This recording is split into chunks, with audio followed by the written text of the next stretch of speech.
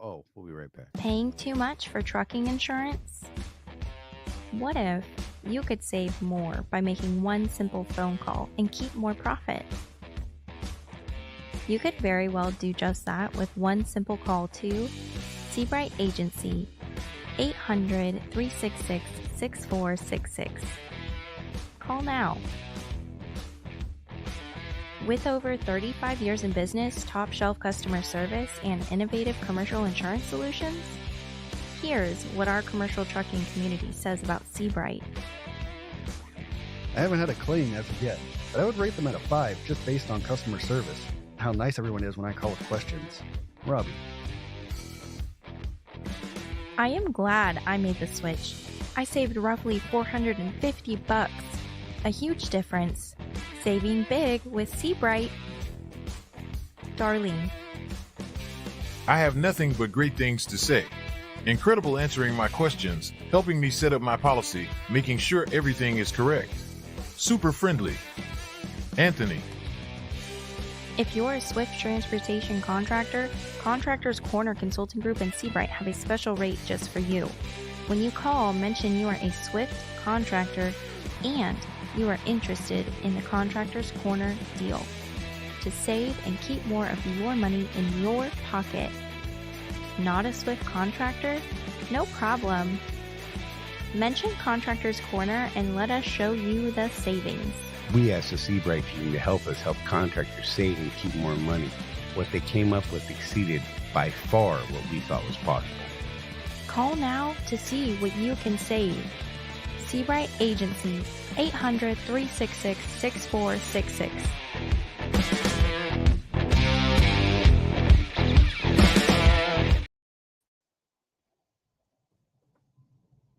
Well, hi, Jeff. Hey, man. Hello to our tens of viewers. So I played the wrong commercial at the start. I was going to say. Whatever. Hey, just so you know, you don't have to be a Swift contractor anymore to get that special rate that we have. So Charlie, I Good was going Lord. to go into that a little bit at the beginning of the show here Man. because that's when the most people are watching. Right. And it's likely that we'll have non-Swifties watching us a little bit. Right. So, Oh, man. kind of big news for us as a group, really. We just signed with Seabright to provide insurance to any commercial driver, anybody. And the rates are very competitive, and I'm going to tell you why, because we're pretty excited about this one, Charlie. I can tell you're just you're like, yeah, I know where he's going. I'm excited. Sorry if I blew you. Anyway, yeah. So one of the ways that we're keeping the rates low is this, and you Swift guys should be paying attention to this as well, is that we have a safety program that is not tied to any carrier that is part of this insurance program. So when you sign up for it, part of signing up is you're going to give up your email. Sorry about that, guys, but it's a thing. And we're going to email you a link to get you into that safety program. Now, the plan right now, and we'll probably modify this down the road, but we're going to have an actual safety class once a quarter. And we will be tracking that you actually took that class. And we will automatically be uploading a certificate into your insurance file, which that part is still kind of like, okay, how do we do this? But we're going to do it. And that proves to these insurance underwriters that you have your own independent safety program. Okay. So it's going to do a couple of things here. And this is why I'm excited. Y'all know we've talked about, we've complained about, we've whined, we've cried. Oh, I don't know what I'm going to do. All of these rules about being an independent contractor. This is another one of those things, folks, that we're trying to separate ourselves from our carrier as much as we can while still benefiting from the freight base of that carrier, to where literally we do not work for them at all. We're not dependent on them for anything but freight. That's the goal. And this is just one more piece of that right puzzle so that if all this stuff that we've been talking about, we've been worried about, right, comes to fruition, and they start saying, "Hey, buddy, you're not a contractor. I guess turn your truck in. You're a company guy." If Right. that happens, we can go, "Nay, nay, Ether Bunny. Ether bunny. We are independent from, in our case, Swift, for everything but freight." And you know what? We do have the ability to get freight outside of Swift anyway. So you Exactly. guys can go do whatever you do in on Capitol Hill. I don't care. Leave me alone. Right. But the more of these things that we do to separate ourselves from the carriers that we run for, the better case we're going to have if things go sideways on us on this stuff. So that's why I'm excited about it. We're offering this to everybody now. And thanks to our Swift guys, by the way, because guess what? You guys were the experiment. You were the And it proof was a of concept. successful. You were the proof of concept. And I think we announced when we re-upped the policies, you guys were amazing last year on your accident rate. Exceeded 90% of the industry in safety. Right. And so we were able to take that and say, look, our group of people, Contractors Corner, we have a really good safety rating. And let me tell you why, because our people do good stuff and are actual, business professionals. Cheers And to you all. and so good job on that. And that allowed us to expand it. And now we're offering the insurance to everybody. Yay. Now let's be real. If you have an absolutely horrible MBR, Right. we're probably not going to be able to cover you. That's just real. However, I think we could probably get you steered to someone who could. Yeah. And you can start repairing that history and get into the program. Right? I mean, that's just real. We can't cover everybody. Let's say there are people out there none of you want us to cover. Let's be real. Yeah, because it would bring everybody's rates up. And that's something we are definitely trying to not have happen. The goal is to keep rates as low as we possibly can for as long as possible. Where most of the industry went up in insurance prices and premiums this year, we stayed flat. We almost went down, but we had one big claim on the last day of the year, which was a great big drag. Yep. And I'm just going to say this about the insurance business. Believe me, I understand how people feel about insurance. Oh, the shadiness, the this, the that. My insurance guy, man, he lied to me. Whatever. There is a reason why we decided on Tony Dennis. Right. He has educated us immensely over the last year on insurance and why we need it and what it does for us. It's just one of those things. You hope you never need it, but when you do, you're glad you have it. Right. And the level of service, the quality of service. Oh. Yeah. So yeah, we're excited about that. And pretty soon we're going to be, you guys are just pushing insurance now. So let's move on to some. Yeah, let's get past. Yeah, right. So I just want to get that out to y'all. Guess who was first today? Can anybody guess who was first today on the YouTubes? Come on. Somebody guess. Not you, Jeff. You're a terrible guesser. God. Bark, bark. Nobody's guessing. Someone type in a name. Who was first? I know you guys know this. I like it's even a question. He's been the reigning champion for what, a month or two now? That dude right there with this daggone squirrel. Man. Look, Chris Hamilton tried so hard too. But and if you look up there in the chat, some people were accusing Craig of having a bot that was watching it for him. Right. So and Chris missed it by 7 minutes. Look. He must have auto refresh. Yep.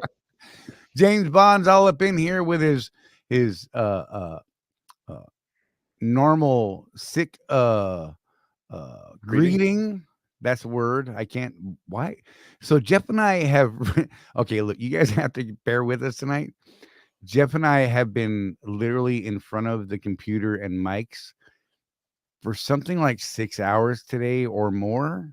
Yeah, we were working on the podcast and having meetings with people. 2 episodes. 2 different meetings. One was very short. One was not super long, but still. Oh my gosh, it's been a day. So James, glad you're here. Let's see who else we got. Oh, those wonderful Contractor Corner guys right there. I love those guys.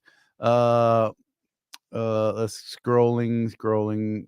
Craig and his daggone happy faces. Hey, I've got a question for everybody while we're looking for comments. Go for How it. many of you got hung up by that Facebook outage today?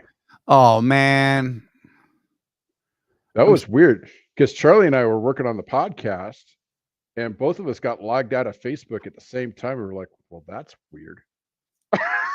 it sucks. And look, Jeff was smart. He just stepped away.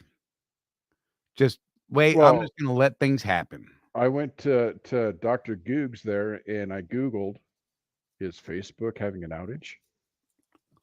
While Charlie was trying to reset his password. I tried to reset my password. And now I can't get in.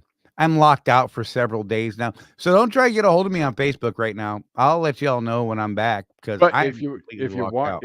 want to make fun of Charlie and you're in the private Facebook group, that's for Y'all Swift are guys wrong. only. It's open season on Charlie because he can't see what you're saying anyway. You're wrong. That's not fair. You know what? I'm gonna hack Rosie's Facebook. Hers is working. She was smart enough not to touch it today.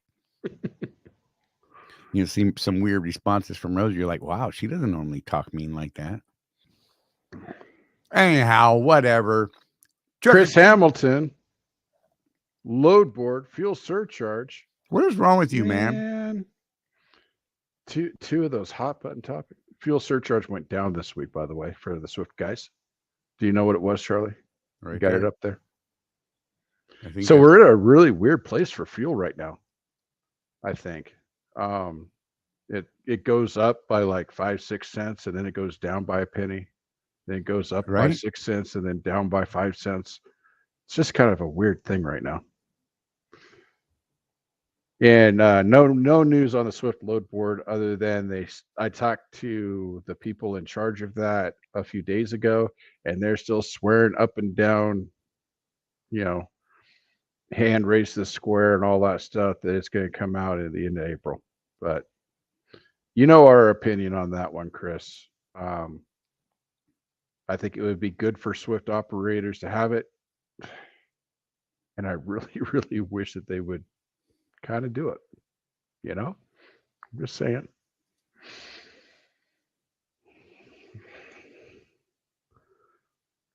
There you go. That's the discussion I'm trying to get going while Charlie is not on Facebook.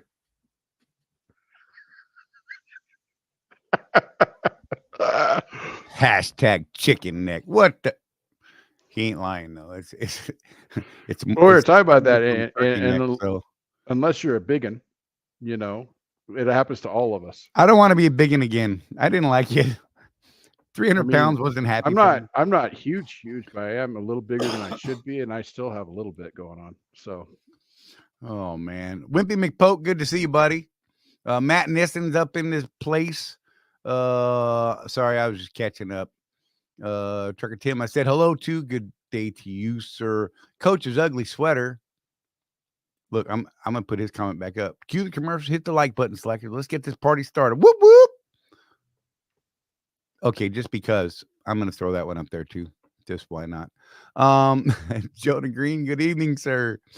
Oh my Lord. Look, I'm trying not to get in trouble, so I'm really going to try and be good this week because Lord knows I got in big trouble last week or something like that. It was last week? Yeah, it was. Yeah. Trucker Dan. I really wish I could do a little thing where I'm running off a dock into the water yelling, "Hey, Trucker Dan." I need that. I need that so I can just push that button and it happens every time I see Trucker Dan. Chump in the hood. Nice to see you. That could be a thing. That could actually be a thing. Are you a battered man, Charlie? No.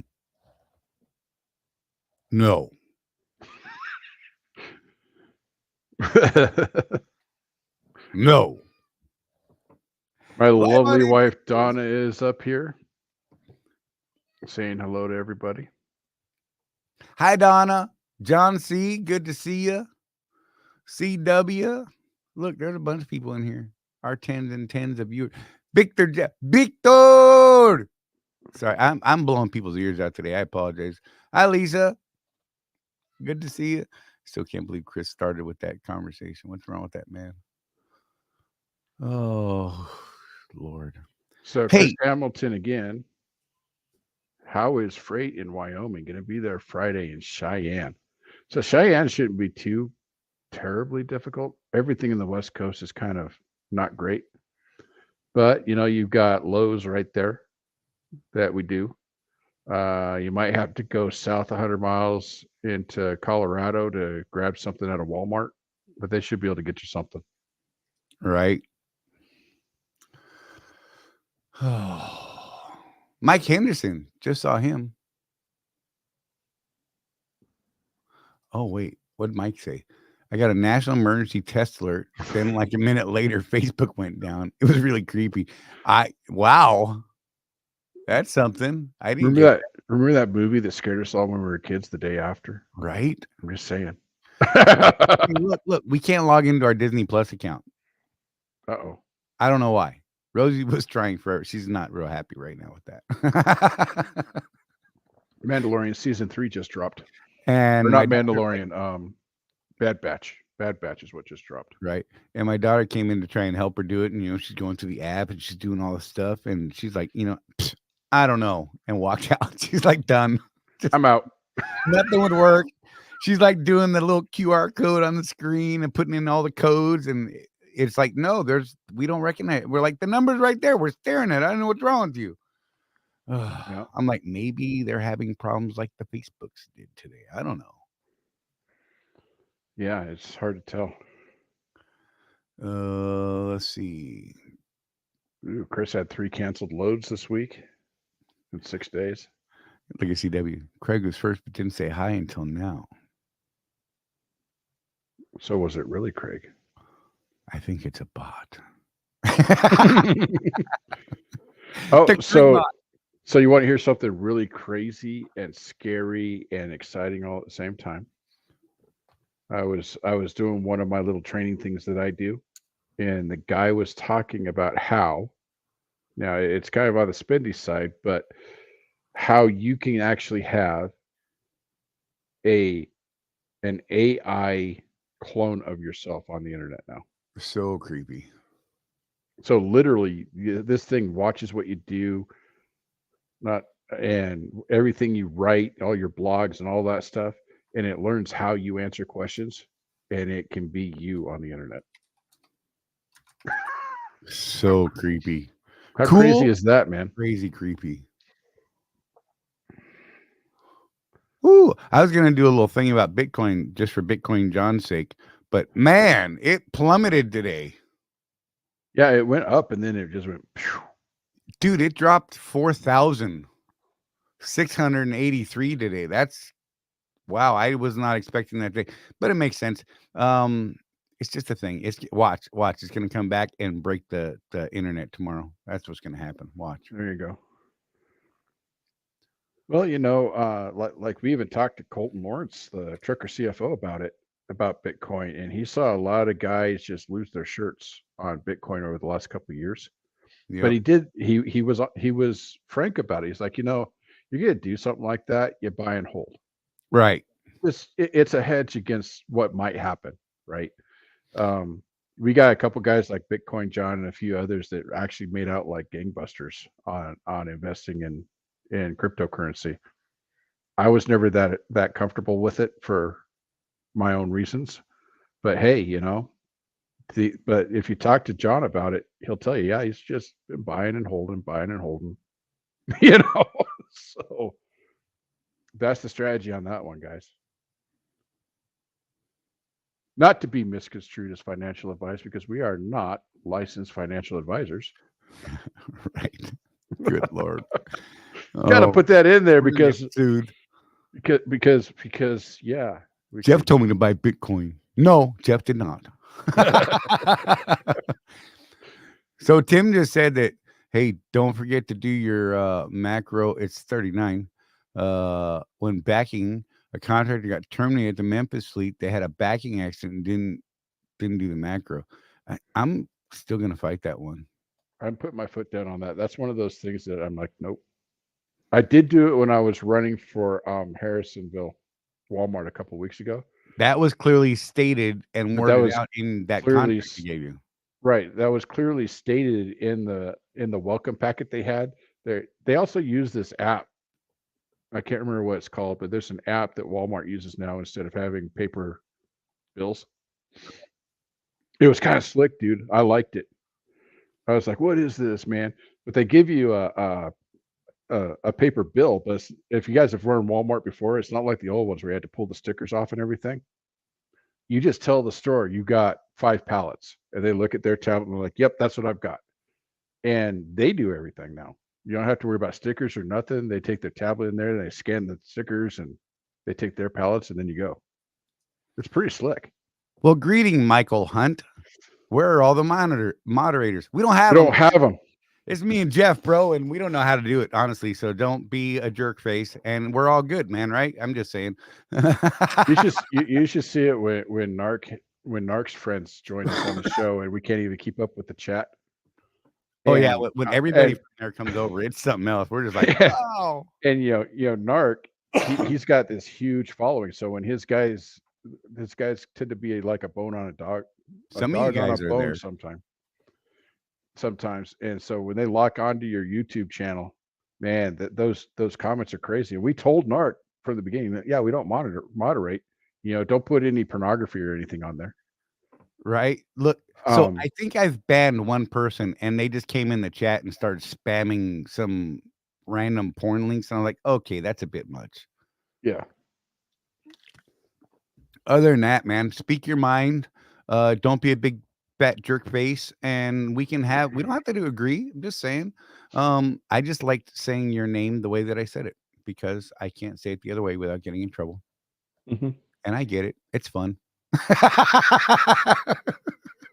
Oh man. And I am willing to bet that Mr. Hunt is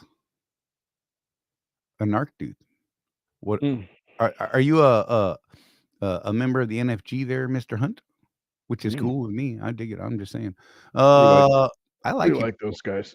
I'm just saying. You guys will keep a guy on their toes, man. For real.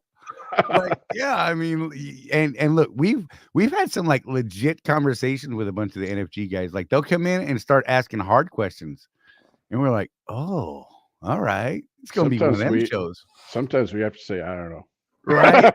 I don't know, bro, but I'll find out. I'll get back to you. Oh man, Deadhead pays 85 at Swift. TR. If you're ERF, which is Eastern Regional, it's 90. Right. And no what you call it? Fuel surcharge. Right.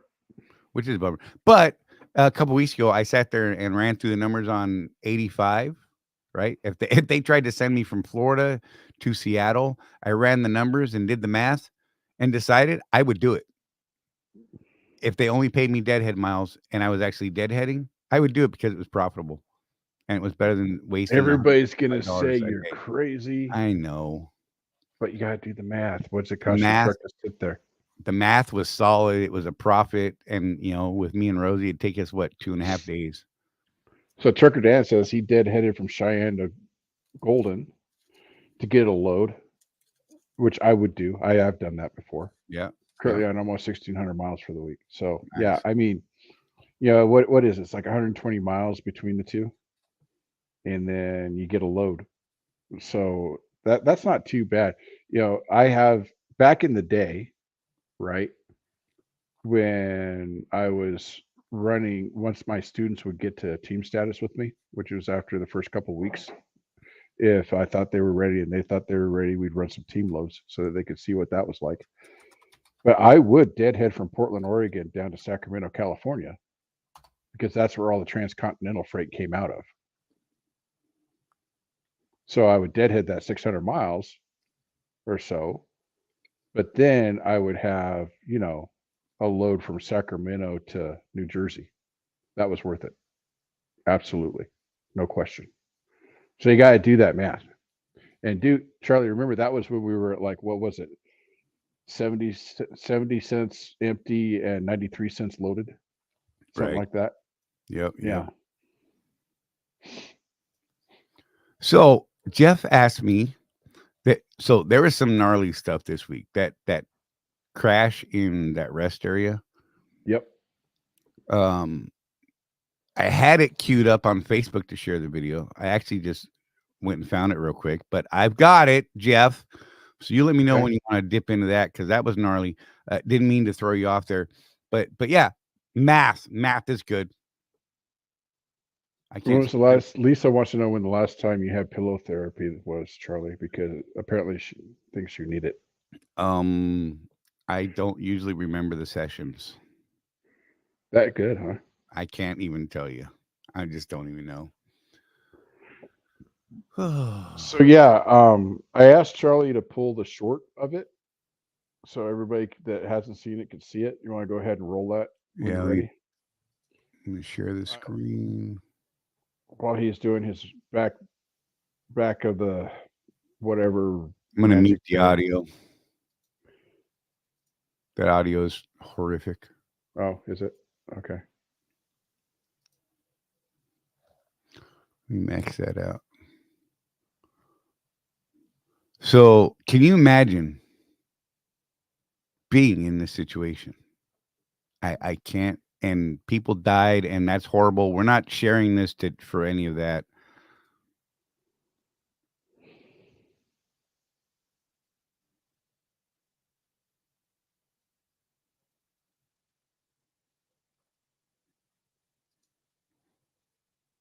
Just imagine. You know what? Call your people every day. Yep. You never know. Call your people every day. Tell people you love them. Don't let them leave them wondering. Oh my God.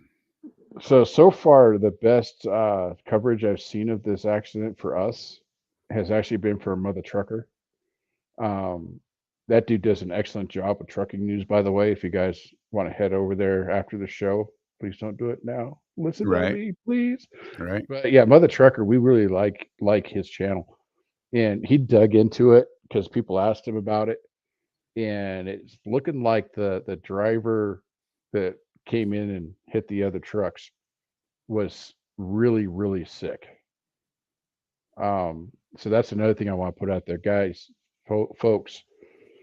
Um, you know, if you're sick, use your head. Don't be driving out there, if you're sick. You look at that accident, and that that wasn't just a common mistake. I don't think. I right now, from what I've read and seen and heard, I believe the guy was probably sick, passed out, and came barreling into that rest stop. That was in Port Wentworth, Georgia. And that's just Yep. gnarly, man. Like, that's, dude. Look, I always tell people, don't be the guy parked on any end of any truck parking ever. And this just solidifies what I've been talking about, because I was always worried about, those little corner cuts where they take off your hood. This is a whole new level. This went 5 trucks deep, y'all. Yep. I mean, Yeah, holy hell. that chances are that Warner driver didn't even know what happened. God, you have to hope. And there was a driver in there, and he was asleep, and did not make it. So our hearts go out to all those people that were affected by that. I mean, even the other drivers that weren't hit in that rest area, that man, could you imagine waking up to that noise? What the heck, So Yeah, it's something else, man. Oh my God, like, seriously, like, that just screwed me up. And it was one of those things. You realize that people are dying. I don't watch it for that fact. I'm trying to analyze what the hell happened when I watch videos like this. Like, what could have been different, I, without knowing enough about what really happened, other than knowing that the driver was sick. I mean, how do you analyze that other than holy hell? That's all I got. yeah, I just don't even know how to process that.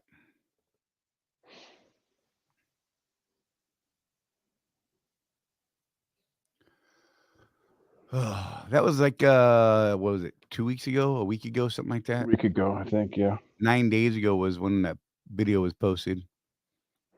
Skimp D was the channel that posted it, as far as I know. SKIMP space DEE. If you want to go look at that, give credit where credit's due, I suppose. But that dash cam is insane. Can you imagine being the guy that had that dash cam? Right. And one, if he was awake and saw it happen, or two, he wakes up to that going, "What the hell?" And then realize he's got it all on video. Like, oh my God. So Wimpy McPote, I absolutely agree with you on this. It is a pet peeve of mine as well. He says, I'm tired of rolling into a restaurant and have 1 inch on each side. Idiots parked everywhere with a no parking sign. Right. Yeah. Yeah. It's a thing. But you know, when you got to get off the road, you got to get off the road. I mean, right.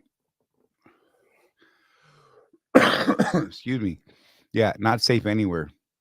CW is accusing you of something here, Charlie. Sure, Man, Charlie. CW's always picking on me for something. Is that why Faces of Death is your top search history? So I can promise you that's not my top. Faces of Death has been debunked time and time again. None of that's real. It's all fake. Except maybe the monkey thing. That was a thing. That was weird. And I've seen them. I've seen them. I'll admit. I do have a weird fascination with death. And what causes different deaths and things like that's probably too much sharing. It's probably healthier than my fascination with serial killers. Oh, I think Jeff's studying. He's taking notes. Hey, man, I listen to those things. I'm like, well, at least I haven't done that. I haven't quite gone off that ledge yet. And there's a thing there. Oh, man. It is crazy, dude. Like our world is just nuts. Like seriously, our world is broken on so many different ways. And I just don't see any help soon to make it better, which is kind of a sad thing. So, we just keep doing what we're doing, trying to make our thing work. Try not to do harm to people and cause people bad things. I mean, that's kind of my life philosophy, right? Don't be a jerk. Man, I don't know, man. It's hard right now. I mean, in our industry, Chris Hamilton, true crime rules, right? In our industry, it's tough, scratching by right now, Jeff and I can both attest to that. Every one of you can attest to it. And we just keep plugging away. And, this is what I'm going to say. Vote. And if you have not looked into it, you should be looking into ways to vote by mail, absentee ballots, things like that. If you haven't already done so, Jeff and I were going to put together, I was supposed to actually put together a kind of a list on how to do that state by state. And I just honestly haven't had the time. So look into your home state and figure out how you can vote if you're not going to be able to do that in person. Mm-hmm. I like the process either way. I enjoyed walking into a polling station and doing that. I felt like all good. And I got my little sticker. And I'm like, yeah, look, I voted, and if you feel like your vote doesn't count, I disagree. I understand the feeling. But you know what? When more of those people who don't vote because they're like, oh, I don't vote because my vote doesn't count. If all of you would actually vote, guess what? Your votes would count. Mm-hmm. I'm just saying, man. I don't care which side you vote. Jeff and I are never going to fault you for whatever side you vote. We just want you to vote. Yep. If you believe something, you should vote that way. You should vote your conscience, your heart, your business, what have you. Just vote. But don't come at me crying later and tell me I didn't vote. And I don't like the way nothing's going. And I didn't vote. Look, we are not going to have a good conversation. Well, I like what Larry Winget says about that. The number reason why he votes is because he wants the right to gripe. Never lose the right to gripe. Exactly.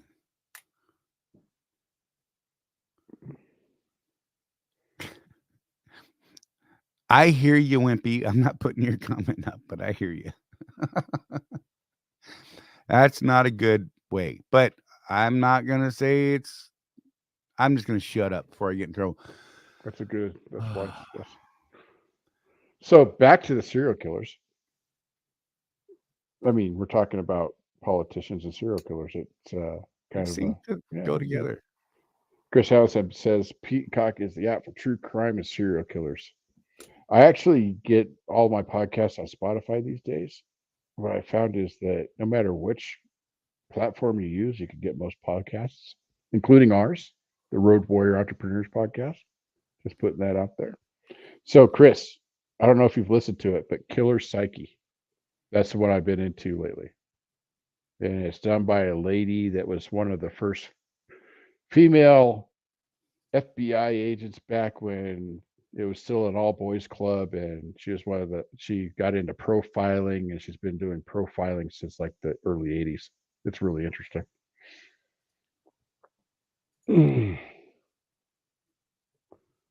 I'm jonesing for Facebook. Like, throughout, typically during, well, I know this is going to sound weird.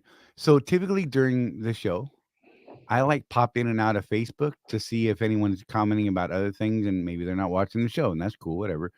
Some of those people don't watch this at all. They're like, bah, I'm not listening to those guys. Whatever. That's fine. But sometimes there's questions that pop up that someone will post, and it'll help me drive some things in here even, right? And it's weird that I can't click on Facebook and get that stuff. It's just odd to me. Here you go, Charlie. Here you go. Whatever, man. Get out of here. Good Lord. Checking my email while we do stuff. Jeff and I are working on so Jeff set up, he's making us be all like professional and stuff. He like set up this whole Google Workspace thing. We're trying to learn how to use that. We've got like a calendar and schedules, and man, this guy is driving. I actually made him work today. We did. Look, we got a lot done today, though. Seriously. We did. Looks like Jeff and I are going to be in Mississippi next month, the 11th and 12th at ES Success. They have a thing going on called Site. We're going to go check that out. Not as Contractors Corner, but just as Jeff and Charlie. And, hopefully we'll do some talking. And we get to hang out with Colton. So that's cool. Whether he likes it or not, we're going to hang out with Colton. If you guys are interested in maybe changing your business model, or you're not an owner operator yet, but you want to be, this is a good event for you to go to, because, we talk a lot about the ES fuel card. That's the portion of their offerings that we use, but they have a whole menu of business services. They have trucks available. They'll help you get leased onto a carrier, all sorts of stuff. And, one of the things that we've started gravitating towards them more and more, because they share some of our values, right? We were just talking to them today about how, if it's not a win-win, they're not interested. And that's part of what we do at Contractors Corner. It's got to be a win-win or no deal. And so we think that we don't know enough about their other operations other than the fuel card to really speak to it, but we're hoping to learn while we're there. Right. But this is a conference for people that are looking for trucks, looking for a carrier, looking for business opportunities. And so I didn't look, Charlie. That makes me a bad man, I know. Probably. But is the site thing on their main website? People can go check out and see if they want to attend. Okay, I'm a bad man too. Let me look. Let's go to their. I think it is. I mean, it's also a limited seating thing.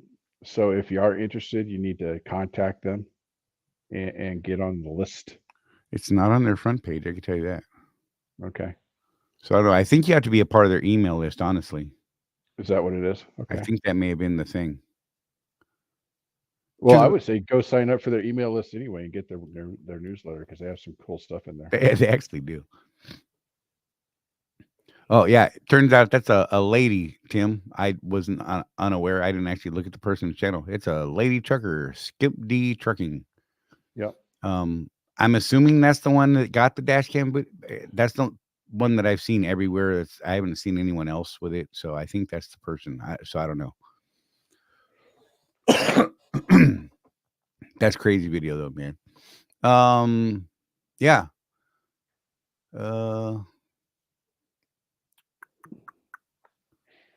Trying to go back to the chat.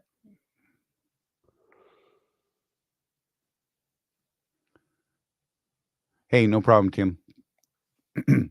Asking you will receive sometimes. If we have the answer. Right. If not, you're gonna have to wait for a minute until we can find it. Hey, Matt Nissen got into a bit of a thing today. Mm-hmm. I'm not sure if I was supposed to call him out like that. My bad.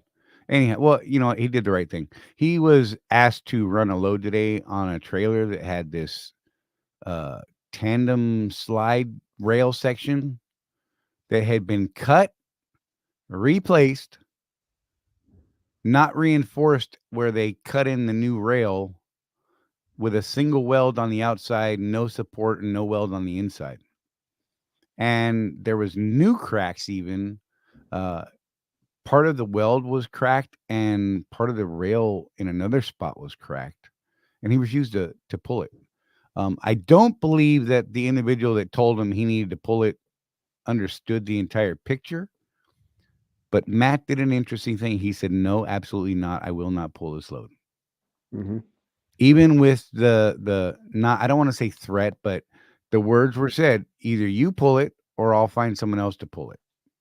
And he said, okay, I'm not pulling it. So there are times, folks, where you need to stand up. You need to stick to your guns. If you're not safe and comfortable with the equipment you're pulling, guess what? That's going to come back on you. You're the one that made that inspection. You're the one that said, hey, I can pull this trailer. It's fine. Mm-hmm. You know, and if you're not willing to stand up and stand behind your belief, then maybe you should think about something else. It was crazy. He sent me a bunch of pictures and I was like, man, I can only hope that they weren't actually aware of what was truly happening with that trailer. And I really hope nobody else pulled that load because it did not look anywhere near safe to me. Yeah. I mean, it just looks sketchy as all get out.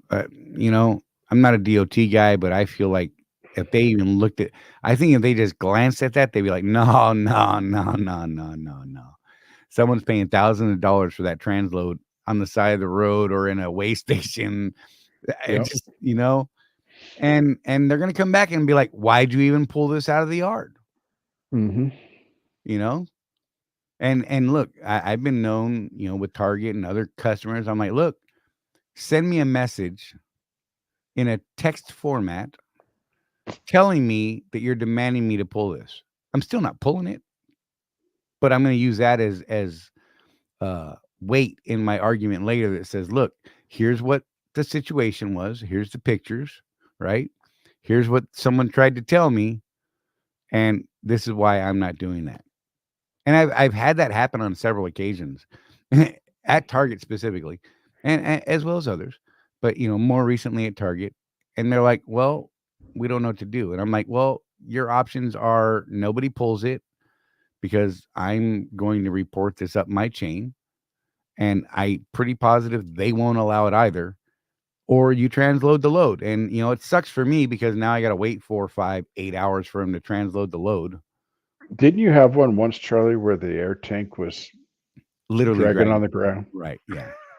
That's a regular thing over there on the older Target trailers. Luckily, we've got a bunch of new. I mean, almost all the old ones are gone.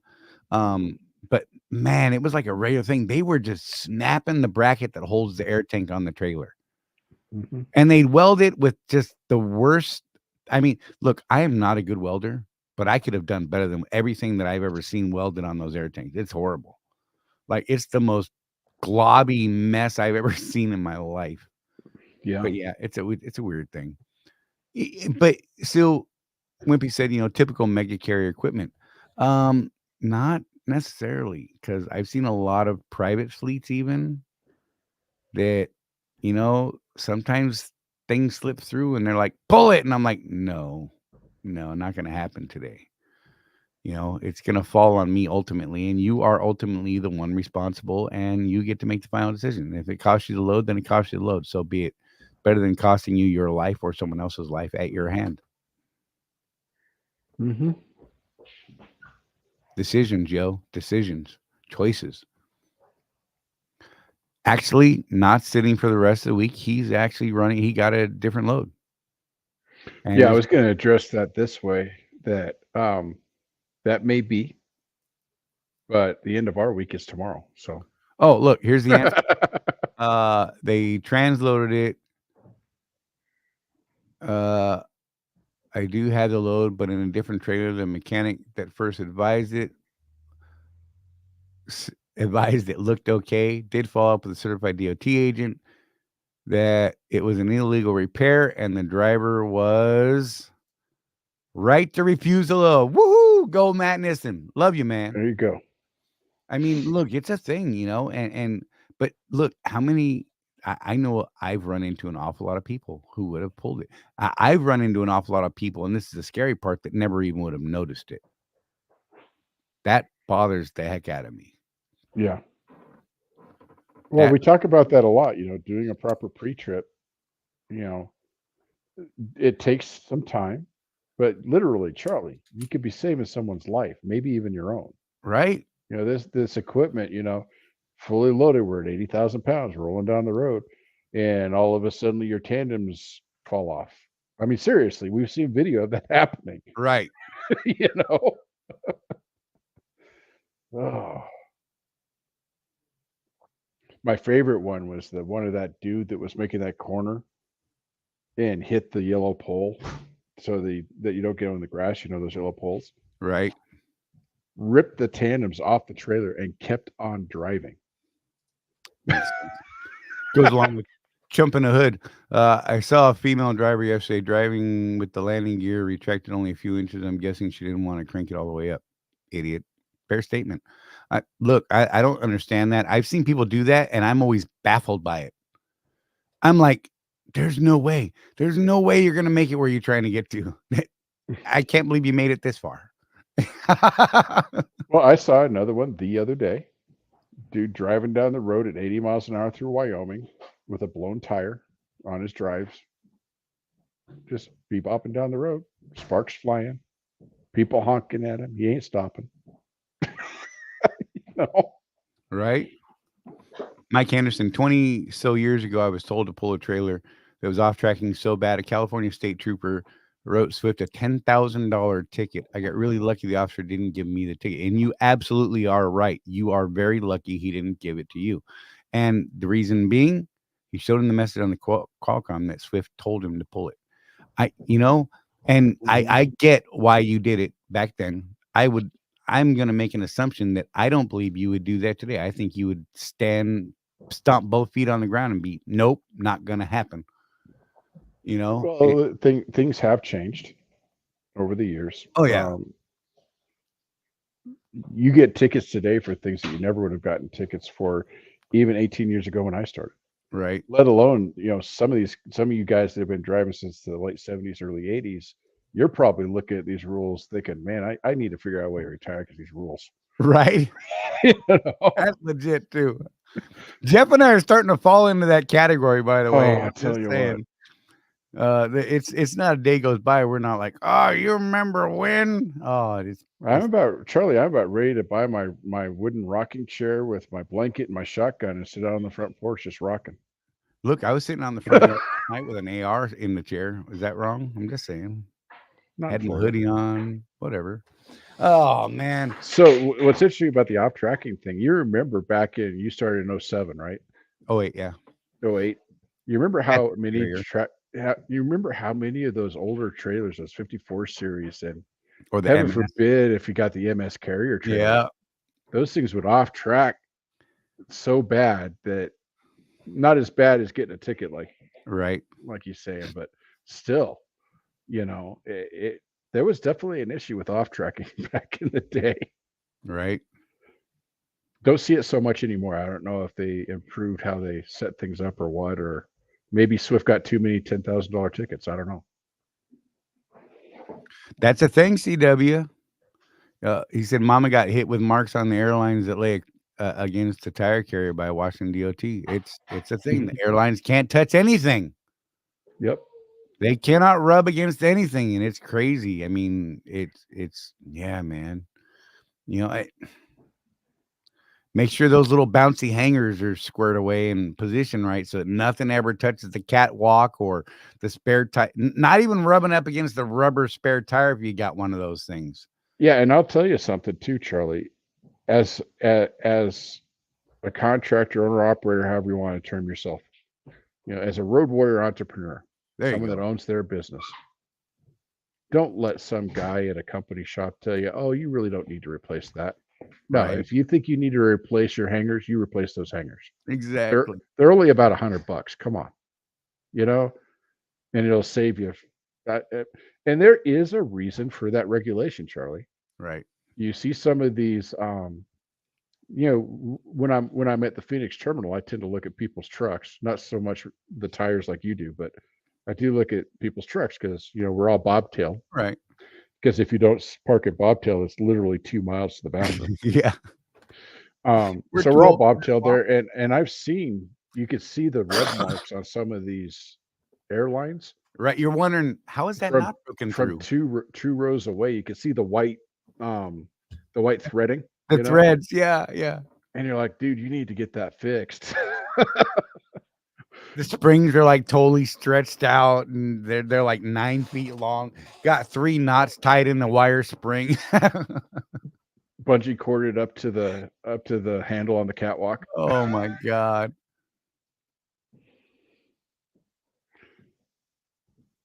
Sorry, looking at chat. Life on 19 wheels, exactly. Stuff like that. The reason why I'm very selective with picking up empties. The newer, the better. Look, I'm going to tell you, I've run into some brand new trailers recently over on our account. I'm like, what the hell happened to this thing? Like, the only mark on it is a deadline type mark. You know what I mean? You're like, that we can't even take that on the road. And this thing's brand new. That's the only thing wrong with it. There's one thing. I can't even think of a good example right now, but it's crazy. I picked up a 2024 trailer at the Sumner Yard, thinking it's a 24. It's great, right? And I was doing a 34. I just needed a trailer for my next load out of Houston. You guys know who Houston is. They do the Target imports. Get up in the morning, go on duty, doing my pre-trip, open that trailer up, and I look up in this brand new 2024 trailer, and there's holes in the ceiling. Right. Is it red tagged? Oh, heck no. Right. So you just never know, man. So Chump in the Hood said, my airlines are protected by heavy rubber covering.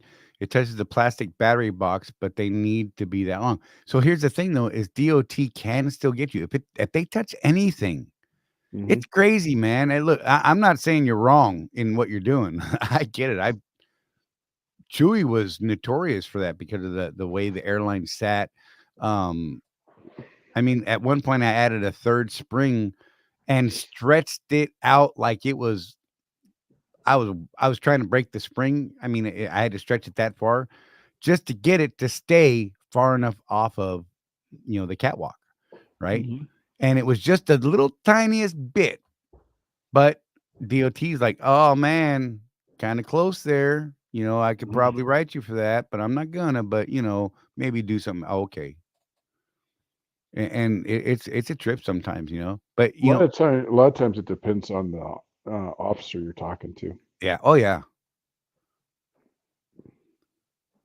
CW said, give me one of those old 99 MS trailers any day. Those things were solid though. They were heavy as all get out. So I was talking to Alan Becker yesterday, Charlie, speaking of trailers. Right. Because he's changing his business model, and we need to get him on one of our platforms here soon and talk about it. So he's looking at activating his authority that he has and running outside freight on his truck that he owns outright. Right. So he's looking for a trailer. And he's saying that he's talked to Swift about getting a trailer from them, and they're selling their like 07s for like $3,000. I just looked at the Swift Equipment Sales website, and guess what I saw there, Charlie? The same thing I've seen for the last 2 years. No equipment available, but we know they're selling stuff. Oh no, there's some on there last week. It's saying it's got the big nothing available right now. So, on the Swift trailer site. Yep. Oh, interesting. Last week there was a bunch. They were like $2,500. Yeah. Anywhere from like $2,000 up to like 4,500 for, I think there was a flatbed or something that was like 4,500. Yeah. So, you guys that are looking at doing that sort of thing, going out on your own, look at these mega carriers and what they're selling. You want to go and inspect it, before you actually stroke a check, and see how many, because there are going to be repairs on a trailer that's that cheap. Let's be real. Mm-hmm. But let's say you got one of these $2,500 trailers and it costs you another $5,000 to get it roadworthy. You just got yourself a decent trailer for $7,000. That's not bad. Right. A lot better than when I was looking at getting my own authority in 21, man, and you couldn't buy a freaking trailer, even an old MS Carrier trailer. As a matter of fact, we saw some of them on the RB Ritchie website. Remember, Charlie? MS Carrier trailers, and those of you who don't know, those are like insane. The oldest trailers known to Swift. Okay, way old, like from the early 90s. $30,000 was the reserve on these trailers. Crazy. So, trailing equipment has come down in price. So if you're looking at that, and I would say, Charlie, if you're looking at getting your own authority when things turn back around, like in a year or two, and you have a couple grand and you have a place to park a trailer, maybe you grab some of these now. Right. That might be a good thing to do. And then, if you don't end up getting your authority, you just decide I'm done or whatever, when freight turns back around and people are looking for equipment again, I bet you make money on that trailer. Right. So Coach's Ugly Sweater said, read us the exact wording of the law, please. I don't have it at my fingertips right now. Digging through the FMCSRs is a little tricky at times, and I just don't want to spend the next 15 minutes doing that during the show. Reach out to me. I'll find it, man. I have no problem looking for it. I do know that in the pre-trip inspection criteria for the exam, one of the stipulations is airlines attached from tractor to trailer are not rubbing on anything. Mm-hmm. The exact wording, I don't know, but I do remember that well. And it's a thing, man. I mean, I've seen so many tickets written for it over the years. It's crazy. Yep. So, while I wish I could pull it up super fast, the FMCSA site is not real helpful for that. You got to remember all of it. And I don't know all of it by heart. I try, but I'm getting old, bro. Yep. So yeah. I don't know. Where else are we at? 17 or 18 condition better than. Oh, sorry, Craig's talking. 17 and 18 are in better condition than some of the 22, 24 miles, right? It's weird, man. Like we get all these new trailers and people just go out and just start slamming them around. It's the most amazing thing. Yeah. Victor asked, either one of us going to the truck show in Houston in June? Not that I'm aware. Maybe. I don't know. Maybe not. Let's see. Yeah, life on 18 wheels. A lot of shippers won't even load trailers over 10 years old. That's a thing. It's weird sometimes, I think. Yeah.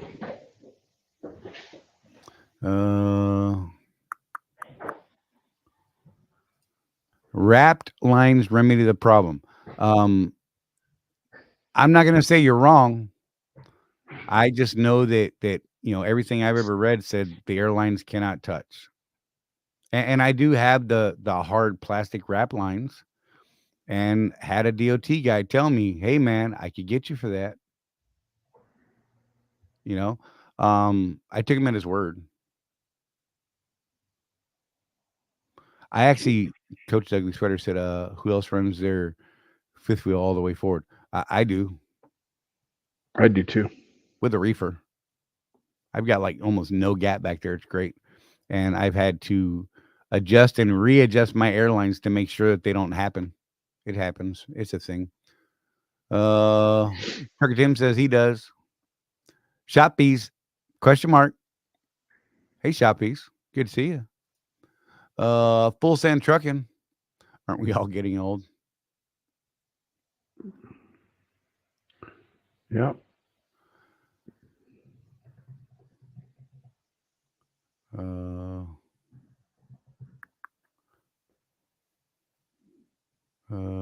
Tyson. Oh, wait.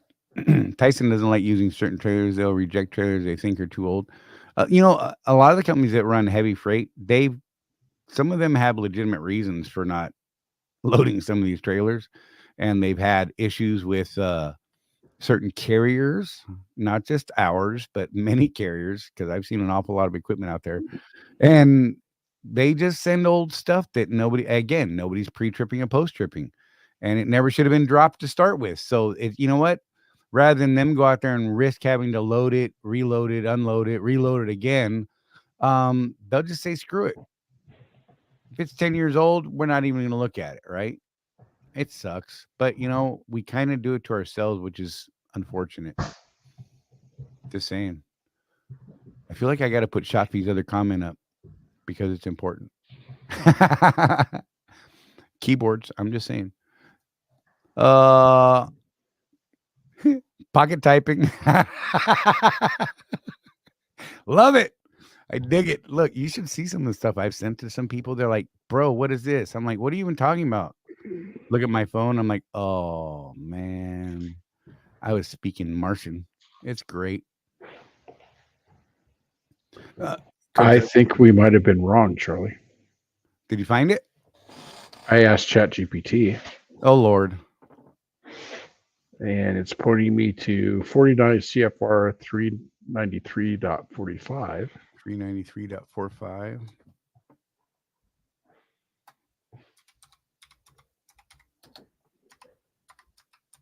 Bear with us, folks.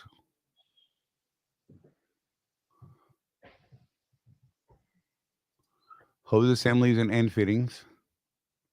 Yep. Brake tubing and hoses, hose assemblies and end fittings, brake tubing, hose installation, non-metallic brake tubing and hose connections. Yeah, it says that brake tubing and hose installation must be long and flexible enough to accommodate without damage all normal motions, the parts to which it is attached. Man, that's a mouthful. Be secured against chafing, kinking, and other mechanical damage, and be installed in a manner that prevents it from contacting the vehicle's exhaust system or any other source of high temperatures. So, does it specifically say it can't touch the tire, your spare tire? No, but it does say it must be secured against chafing, which is contact. So that's up for interpretation, I think. Secured against chafing would be that hard plastic outer wrap that some of them have, the coil around them. Yeah, that could be. However, I am curious about this specific portion of this because brake tubing and hoses, hose assemblies, and end fittings. I don't know that this is specific to that airline attachment between tractor and trailer. Because this indicates to me that, securely fastening to a frame rail to protect against chafing, kinking, those things, right? Mm-hmm. I don't know. Non-metallic brake tubing. Part D says brake tubing and hose connections. All connections for air, vacuum, or hydraulic braking systems must be installed so as to ensure attachment free of leaks, constrictions, and or conditions which would adversely affect the performance of the braking system, I guess. Right. So this is another one of those, though. Boy, if you were talking to 5 DOT officers, you might get 5 different answers on that one, Charlie. Yeah. I'm gonna see if I can do some more research on it and figure out if because look, I'm not afraid to be wrong. Make sure you take your holy hand grenade with you. Right.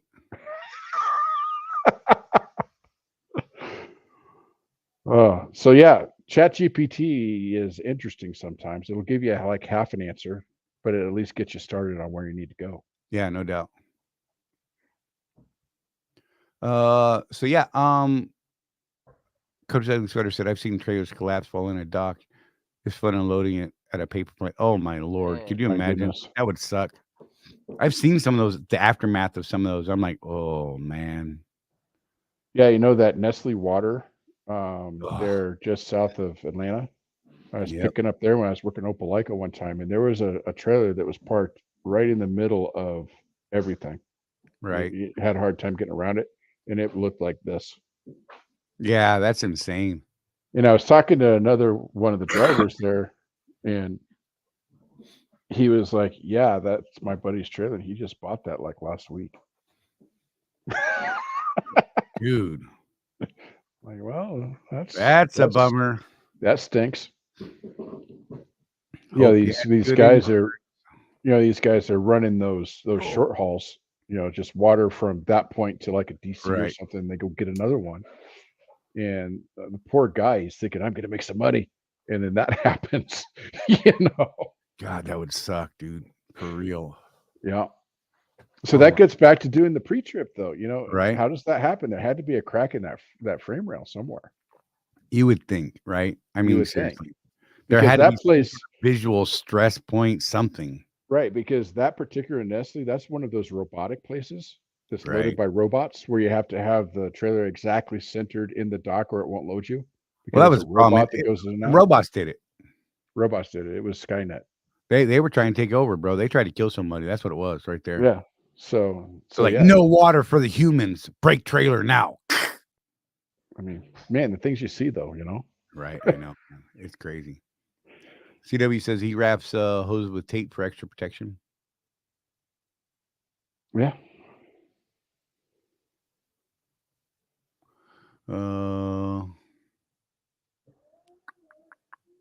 Sorry, going through this. Craig Hudson gave me a different link to try. He said it goes into much more detail. I'll have to look at it later on, unless you want to do the research and throw it up here, Craig. I don't know, man. It makes for a tough video when I'm doing all this research in the back. I try not to, but sometimes. Hey, I thought what we did accomplish is pretty doggone impressive, though. Right? No, and look. This I hope this shows you guys we ain't afraid to be afraid, or we ain't afraid to be wrong. God, I'm not afraid to be afraid either. I'm gonna throw that out there too. Whatever. There's fear. I'm just saying. I don't feel fear, and that's one of the markers of a serial killer. Oh God, here we go. We're all in trouble, and I hang out with this dude. I'm just saying. So when are we going shooting again? Whenever you want, bro. Come on, let's do it. I just know that I better start wearing all of my carrier gear. Just saying, full plate steel, AR-500 steel plates in that thing. Whatever, that's cool. Well, that's an interesting one, Mike Henderson. He had a DOT officer tell him to remove the tape. He said that he was trying to hide leaks. Ah, I got news for you. Duct tape and all that stuff, that's not going to stop your hose from leaking if it's leaking, but okay. But I could totally see a DOT guy being like that. Yeah. Huh. The only place I've got that black tape on the ends of the hard plastic coil, the protective sheath that goes around it, that I've got that around both ends of that to keep it there, but that's the only tape I've got on mine. Yeah.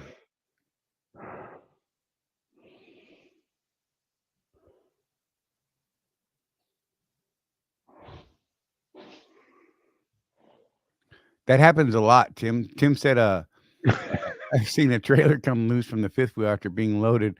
The driver pulled out and the trailer slid off in a turn while still on the property. So there was, okay, whatever. I'm going to pick on him. I don't care. When Sierra England took over for U.S. Express at the Target DC in Lake City, they had a stretch where they were dropping one trailer a week on average in the yard. Wow. They would pull out, make the hard turn so they could, get the trailer out of the hole and drop the damn thing.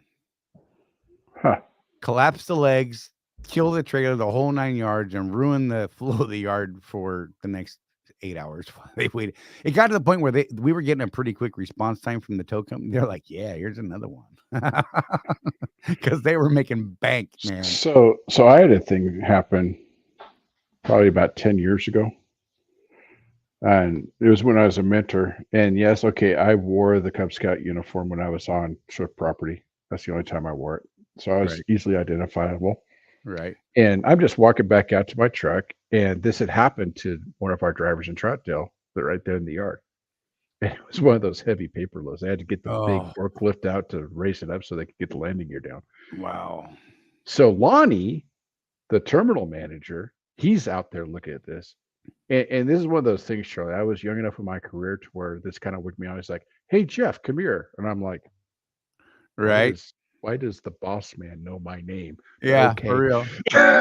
Which is either really good or really bad. He's like, "So what do you think happened here?" I'm like, "Well, obviously he didn't do a tug test before he took off, and he didn't inspect his fifth wheel before he took off." And he's like, "Yeah, he's saying he did, but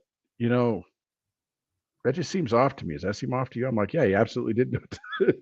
He didn't do his pre-trip, man. That's what it was. There is that slight minor percentage where the job will fail.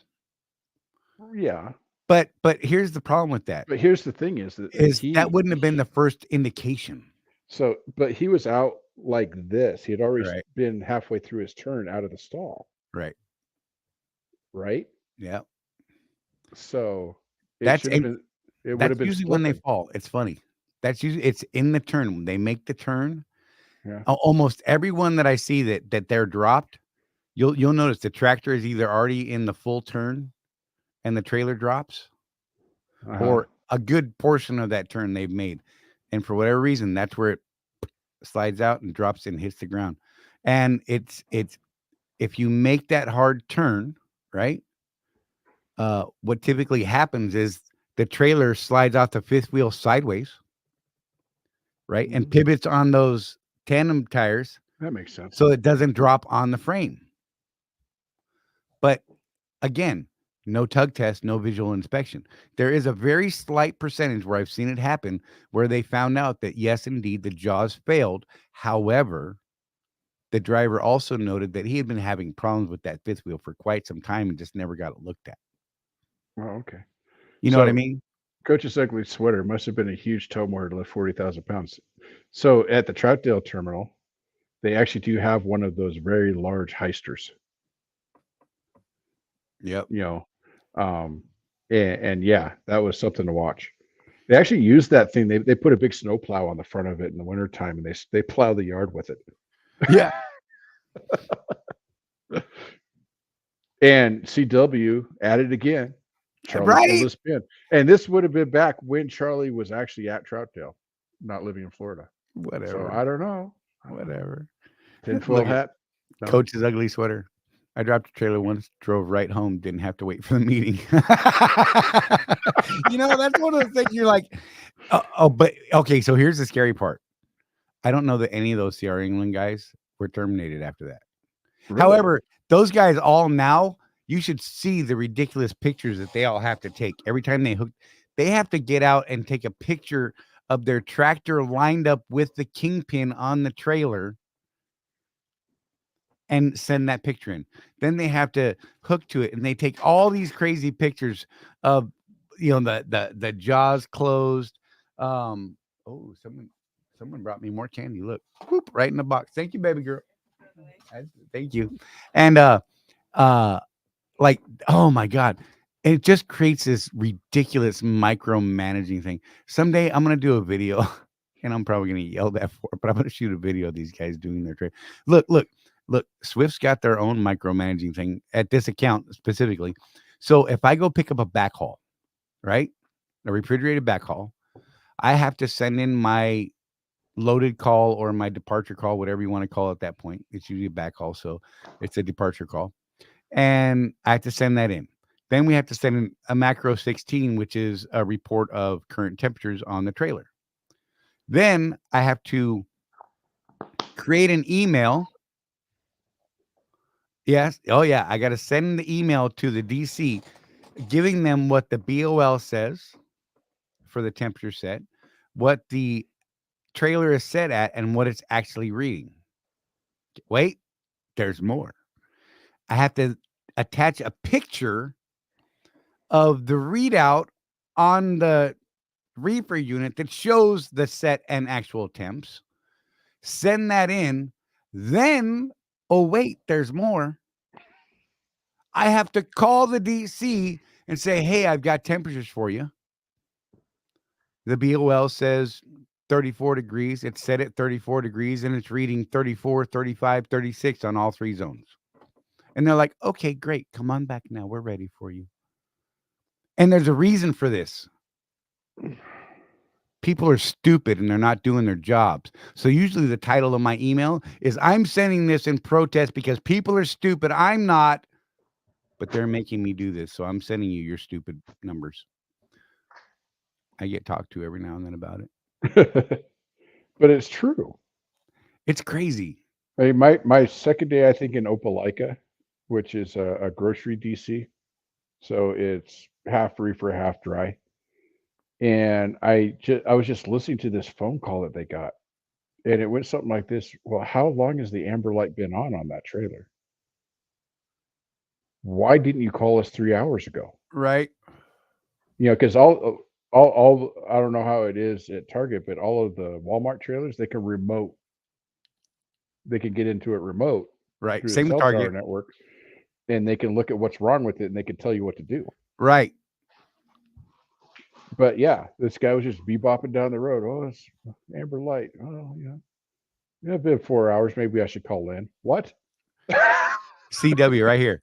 I dropped one once, was dropping the trailer and had completely unhooked, just hadn't pulled out. The receiver asked me to move the trailer over one spot, hooked everything back up, but forgot to do the fifth wheel. Pulled up enough for it to fall in the frame and stopped. Hated rolling those legs back up. That's the learning moment right there, especially when it's a heavy one, because that is something I have done, and you don't do it twice. Yeah, I was going to say, I bet you didn't do that again. Yeah. I don't know many people that have done that twice. I'm sure I've run into a couple here and there, but look, that's one of those lessons you learned. Because one, that thing hitting the frame freaks you out. Mm-hmm. I'm always baffled by the ones that actually pull straight out from under a trailer and it drops all the way to the ground, because that's two different bangs, man. The first one should have stopped you dead in your tracks when it slammed your frame. Mm-hmm. How did you get to the second one? Okay. I've seen people panic and just stomp on the throttle. I guess that's a thing. Yeah. Oh my gosh. But yeah, CW, I did that 30 years ago though. Yep. And I bet you haven't done it again. Just saying, because that's one of those lessons. You're like, nope, I got it. Yeah, the other one is, and I had a couple of students do this. I never did it myself, but I learned the lesson from them, where they didn't check the height of the trailer when they were backing into it, and it skipped over that fifth wheel plate. Oh, that is horrible. All these things that we do.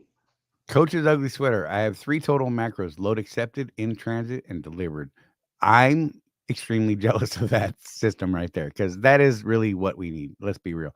Yeah. The problem is other people don't do their job, right?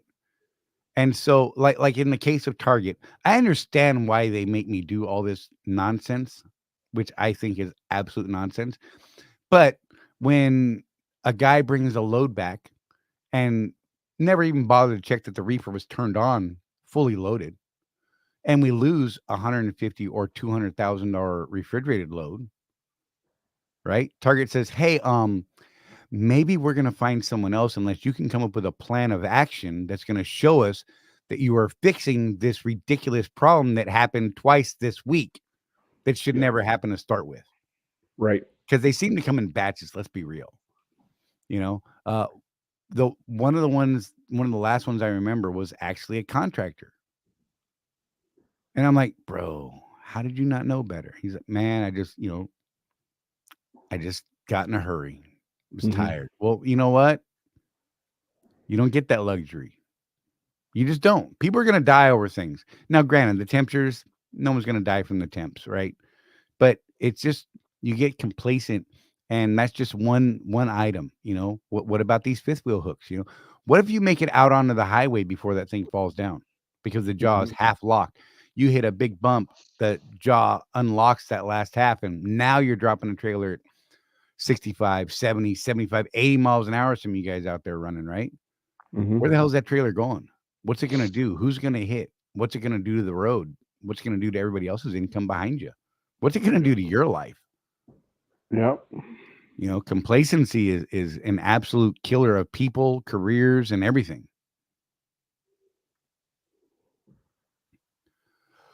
Excuse me. Mike Anderson. I was doing Oak Harbor dedicated doubles and triples. I was in Oak Harbor Yard. They were in a hurry and told me to stay in the truck. They yelled at me to pull out. They didn't drop the landing gear. Oh, yeah. Look, I get it. Falls on us. Exactly. Now I trust no one. That's the sad truth. That is the sad reality of where we are in life. I clipped a mirror. I've talked about it before, a JB Hunt mirror, because I had someone guiding me out of a spot rather than just absolutely refusing, knowing that it was too close for me to get out of the spot. And I folded this JB Hunt mirror back with the swing of the trailer as I was trying to make the turn out in front of a stupid curb with a tree behind it, because whatever, why would you put that there? But okay. And, it cost me time, money, and effort. So Matt Nissen just stirred the hornet's nest. So let's start with what his comment was.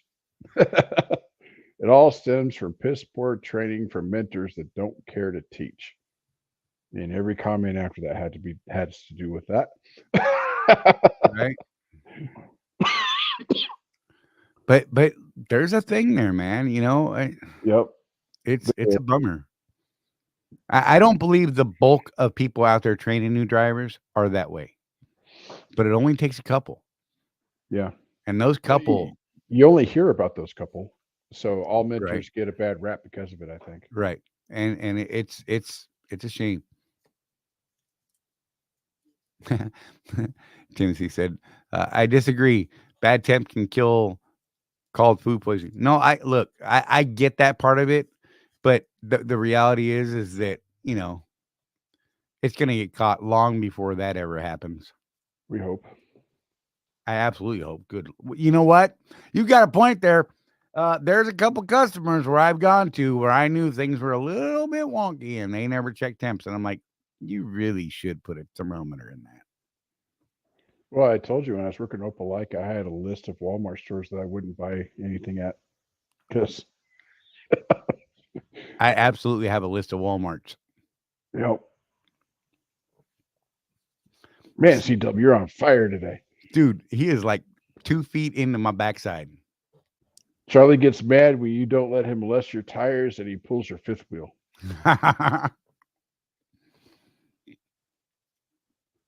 Coach's ugly sweater. How about the super tight docks with huge boulders all over? They're worried about the grass, right?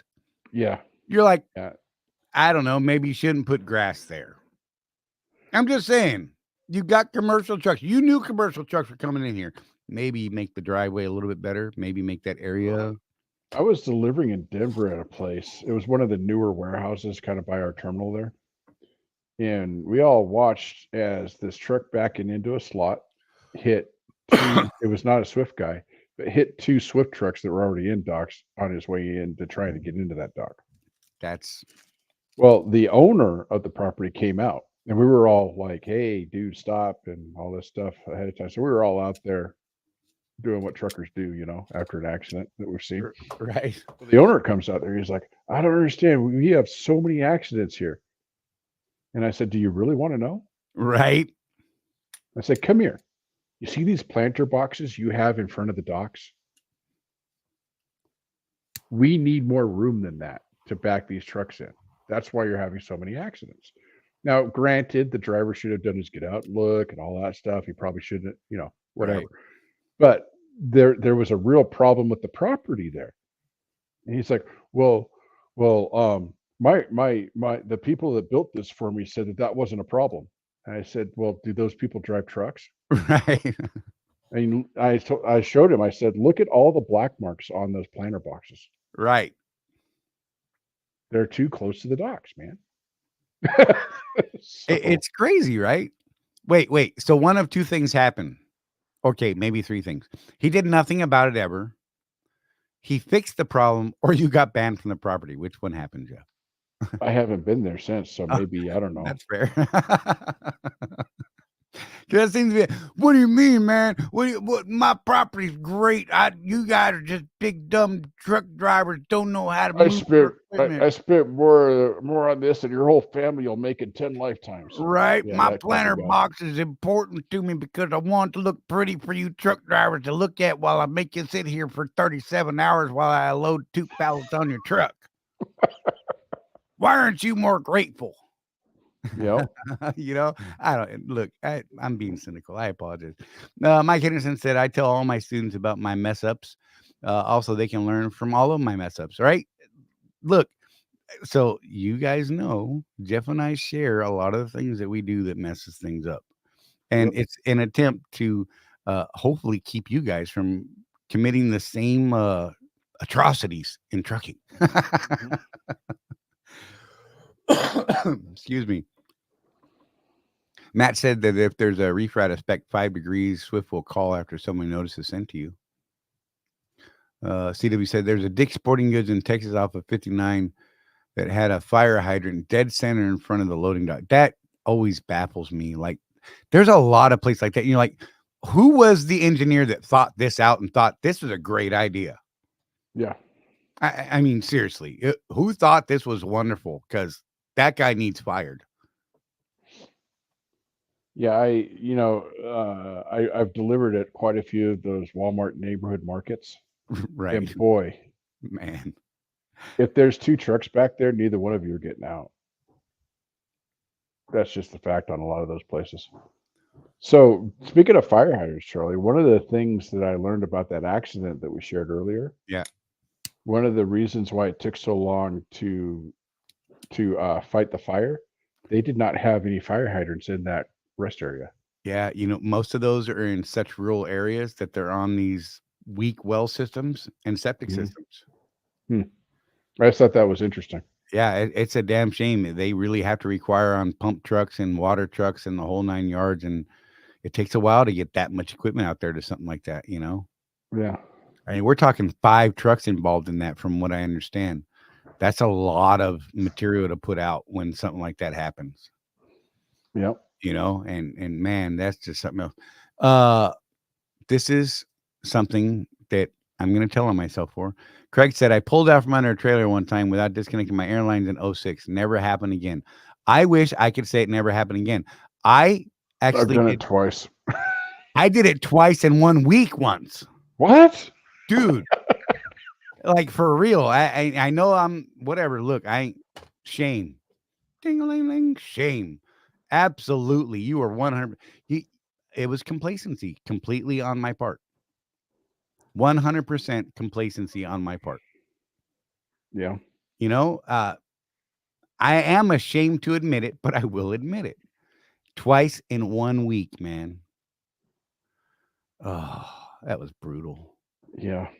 And worse yet, it cost me the 2 different sets of airlines, right? And one of them cost me the load. Mm-hmm. And so, there's $1,000 in revenue gone. It was the second one that cost me the load. I haven't done one since then, but that was only a couple years ago. Look, I literally have probably done it 5 or 6 times in my career. I'm sad to admit that, but it's real. It happened.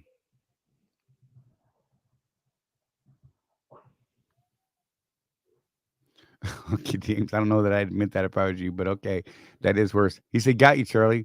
I did 3 times in 1 day. That's just a bad day, bro.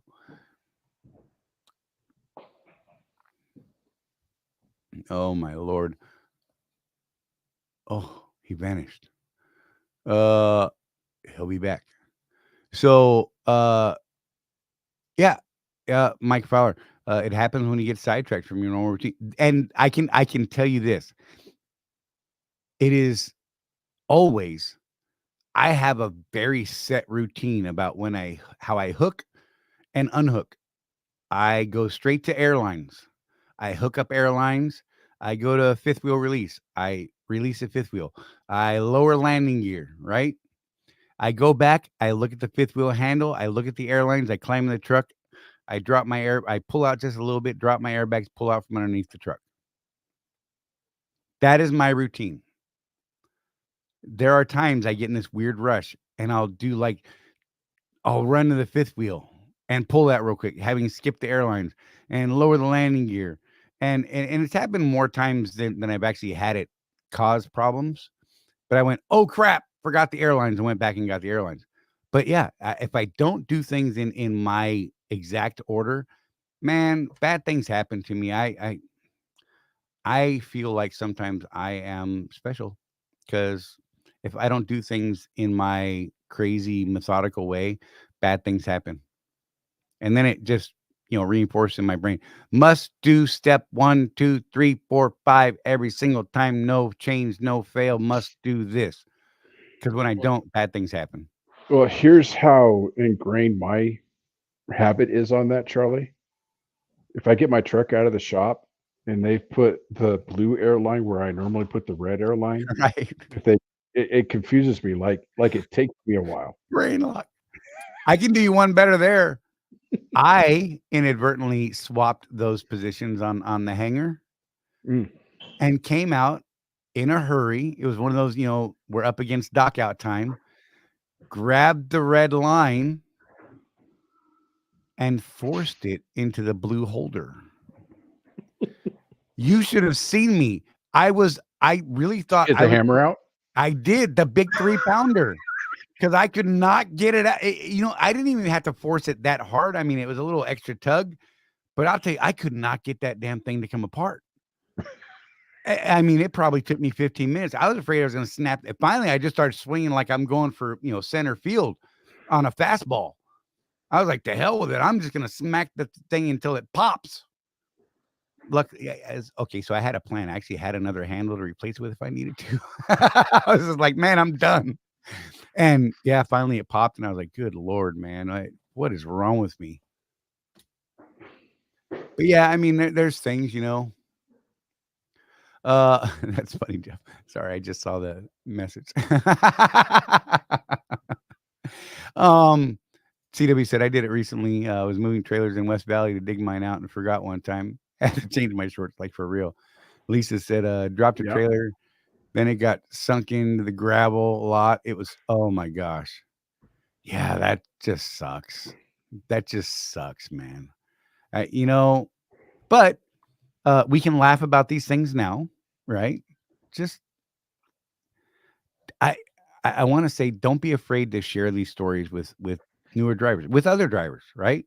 Yeah. It reminds us all about the moments where we've been complacent, and maybe it just refreshes because I know it refreshes in my mind when we talk about stuff like this. I can't wait to see me on Thursday when I go back to work. I'm gonna be like, right? Just because of this conversation, because Lord help me if I break an airline or drop a trailer on Thursday, because that's when it would happen, right?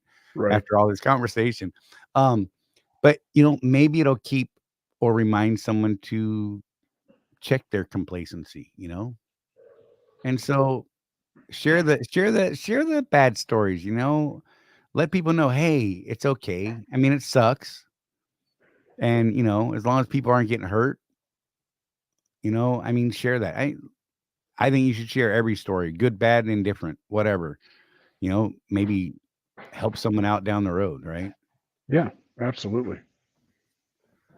Jeff and I are notorious for that. Like, we share way too much sometimes. People are like, why would you even tell people that?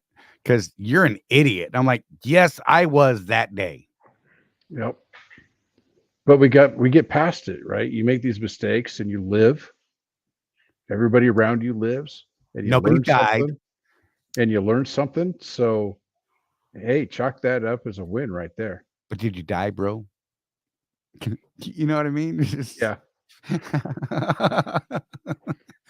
You just gotta Yeah, you just got to be able to learn from that stuff. Oh, And that one's find the hard. giggles in it. Okay, life on 18 wheels. You just won the story time today. 2 times I waited hours for breakdown to come to tell me that I hooked the lines up wrong. You're winner chicken dinner right there. That is. I don't even know if Charlie and I would tell that story. That's I would, hats off to you. because I didn't realize I hooked up the red on the blue and the blue on the red until I tried to pull the trailer out. Well, that was easier on some of the ancient trailers that Swift has because that little knob is all worn down anyway. Right. Oh my gosh. Oh, Lisa. Talking about it was on New Year's Eve. That was a big towboat. Oh, That trailer up. Oh, I bet it was. I bet. That's brutal. That tow guy was like, yeah, baby. Ching, ching, ching. Just got a look on his face. Check that out. He makes the most amazing faces sometimes. Donna was looking worn out, and I was kind of Hi, covertly saying, Donna. "Are you okay?" Right. But yeah, I mean, look, yeah, I think sharing these stories is important. Yeah, you know what? Okay, it makes me look like an idiot from time to time, or in some people's eyes, I'm just an idiot. Period. Whatever, But I'm pretty confident that I have helped some people sharing the bad stories, and maybe they haven't made those same mistakes, or they've been close to the situation. And they're like, wait, I remember this story from Charlie. Let me go check that thing. Yeah, absolutely. That's my goal behind sharing things like this, whether it's business or those sort of things. Look, man, I've made some doozies in business too.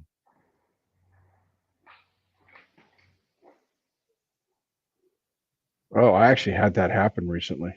How Wimpy McPote says, how Oh, about a trailer with the pins fully retracted but will not move? I lubricated the wheels and tried using a curb as a wheel chock. Resolution: broken drive shaft. that's Ouch. I didn't break my drive shaft, but I recently had a trailer like that, and I use I've got the solid rubber chocks. I think I was telling you about this, Charlie. I got the Yep. solid rubber chocks, and I used those, and I was able to get the trailer California legal. But man, I was sweating it a little bit because every mile counts right now, and I did not want to have to call on road and have someone to come out and help me. So I'm glad that it worked out for me. Yeah. But yeah, So broken drive shaft. Holy crap. right. So I had the same thing as you, Jeff. It was a Target trailer, and it was right after I got this 23 truck. So I had these brand new sparkly rubber chocks, right? But they're the ones that are the triangle and they're hollow underneath, is what was put in my truck. So I got one out and I put it in front of the tires, right? And I tried to slide it. I collapsed the tire chalk, turned it into dust. Oh my. I had to go find a curb, and that's how I got it. I curbed it. Look, I may have rolled at it at a slight motion, Mm-hmm. then popped the button just as I thought I was going to hit the curb, and got it to pow. All solved. When I got back, could not slide him back to the rear like I was supposed to. I'm like, look, you better just put this one right in the red tag lane and we're done with this one. These things ain't moving, especially empty. Oh, Yeah. Lord. Yeah, that's kind of a weird thing. Like, I'm not a physicist, so it kind of ruins my brain sometimes, some of this stuff. Right? You would think that with the weight on there would be more or less Right. friction. But Right. there's Right. more, and it's weird. Yeah. And, You need the weight to put the pressure, downward pressure on the rubber meeting the cement, right? right. And oh man, stop. People are gonna tune us out right here, right now. You're right. Mike Henderson, I couldn't figure out why my trailer light didn't work. I had a shop guy come out and he just told me, turn my lights on. Yep. Okay. I'm in your boat there. I didn't have a shop come out. It was probably 3 weeks ago. I, did my whole thing, and it's dark, right? And look, with Chewy, I didn't have like all these automatic lights, right? When you start moving, right? And so I for some reason thought I had turned the lights on the truck, and I'm hooking up at night, and I hooked everything up. And I'm like, well, dang, man, the only lights working are the 4-ways. What the heck? And I walked around and I unplugged the pigtail, and I'm looking in there. I'm like, well, everything looks good. I'm looking at the the 7-way box. I'm like, man, that looks good. Plug it back in, jiggle it. I'm like, come on, work.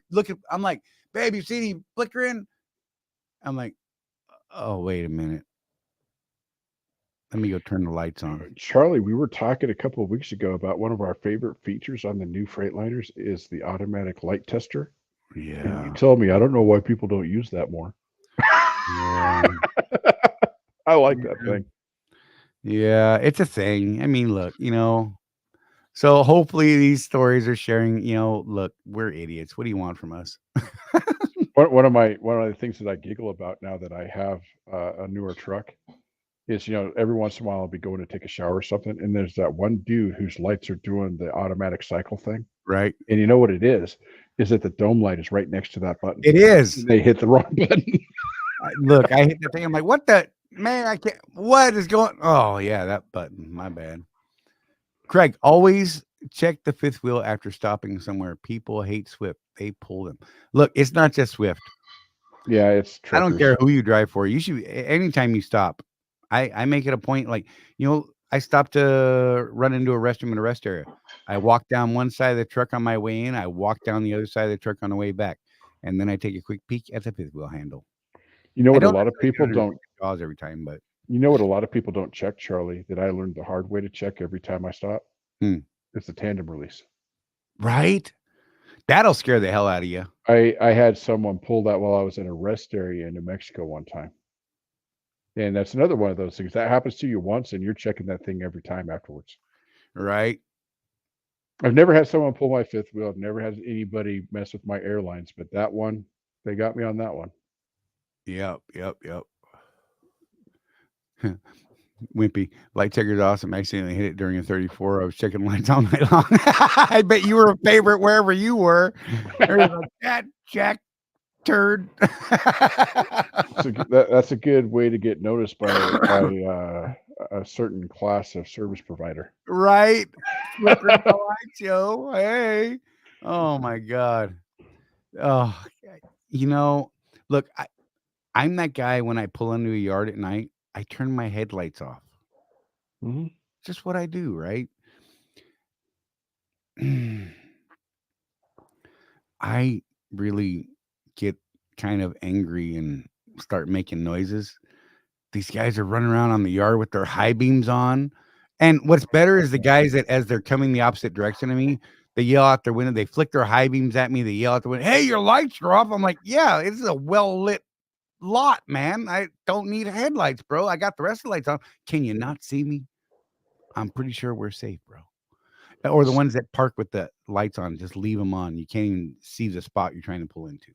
My favorite is the guy that when you're trying to back into a tight spot at a pilot in the middle of the night, that decides to come right up on you like this with his lights on while you're trying to back in. That's right. Special. Oh, our yard guys are infamous for that, and quite not just Sierra guys, but we've got quite a few Swift guys do it, and I will have a talk with Swift guys when they do it. I am not really supposed to talk to the Sierra England guys because apparently I can't be civil. Yeah. So I try not. I go talk to their dispatch. I'm like, hey man, this dude right here, you better talk to him because I'm gonna. And they're like, calm down, bro. We got you. We get it. You're right. Take a breath. Get out of here. Okay. Oh, so Lisa, I've seen more than one spread axle flatbed trying to get into those. It's usually at a Pilot or a Luz, where right. the sparking's a little tighter, and I swear they're about ready to dump that load because they're at a jackknife angle, right, trying to get that trailer in that hole. Kind of scary.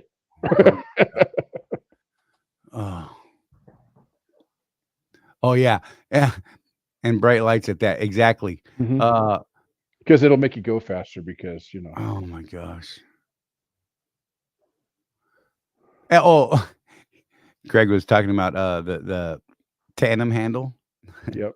He said, oh yeah, after you hear that bang, it'll make you poop yourself. That's no joke right there. Yep. Like I've had a couple where it's happened. You go to hit the brakes the first time and you hear oh, what happened? And you can't hit the brakes any harder because guess what? The tandem's engaged first. Yep. It's done. Once it happened, it's happening. It's like prison. Just let it happen and hope. My bad. See, Jeff, It's not my fault. It is my fault. It's not my fault. Oh, where are we at? Let's see. Life on empty wheels. Forgot to pull the tandem back in. Going down the highway at 70 miles an hour, hit the brakes.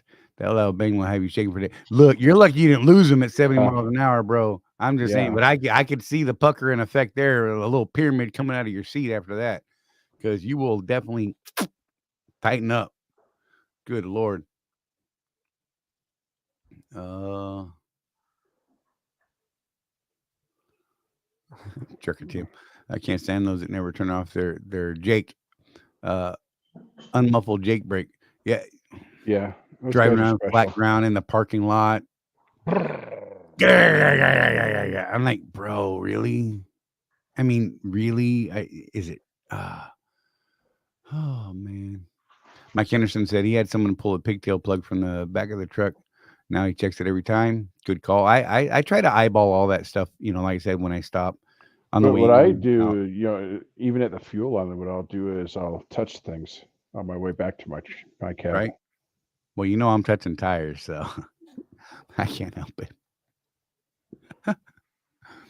Wimpy said I had a trainer and driver pull out of the dock, then sit there 15 minutes blocking the dock, sending macros. There's a lot bigger. The lot was bigger than I-80. Look, man, you don't even. I gripe about this all the time with Rosie. I'm like, just get out of the way, people. I get it. We got to do things, but get out of the way. And who gets to hear about it live and in person? Exactly. This guy. Man, he has to listen to me run my mouth and cry about this stuff because he's usually on the phone. I'm like,